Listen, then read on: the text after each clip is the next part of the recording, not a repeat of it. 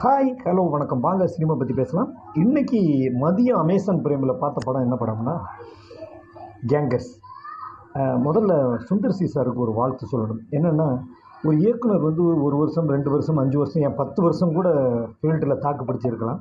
ஆனால் 30 வருஷமாக action, comedy, sentiment, அன்பே சிவம் மாதிரி உள்ள படங்கள் அப்படின்னு பலவிதமான ஜேனரில் பலவிதமான படங்களை எடுத்து வெற்றி கொடி நாட்டு கிட்டத்தட்ட 30 வருஷம் அவரோட ராஜ்யம்தான். அது ஒரு பெரிய விஷயம். உண்மையிலே 30 வருஷங்கிறது இப்போ உள்ள காலத்தில் பெரிய விஷயம்தான். சரி, நம்ம இப்போ கேங்கர்ஸ் படத்தை பற்றி பேசுவோம். நான் கூட நினச்சேன் இது ஃபுல்லாக வடிவேல் சாரோட படம் அப்படின்னு நினச்சேன். இல்லை, சுந்தர் சி சார் தான் படத்தை முழுக்க முழுக்க சுந்தர் சி சாரோட இதுதான் ஆக்கிரமிப்பு தான் இருக்குது. மற்றபடி வடிவேல் சார் நடிச்சிருந்தா கூட நான்லாம் பார்த்தது வந்து சுந்தர் சி சார் தான். இன்னொரு விஷயம் என்னென்னா, நிறைய நடிகர்கள் இதில் நடிச்சிருந்தாங்க.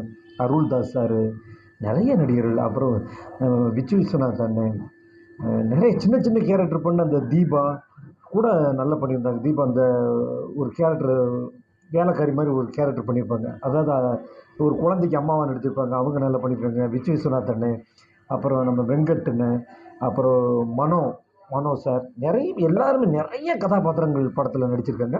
படம் ஒரு தடவை அமேசான் பிரைமில் தாராளமாக பார்க்கலாம்.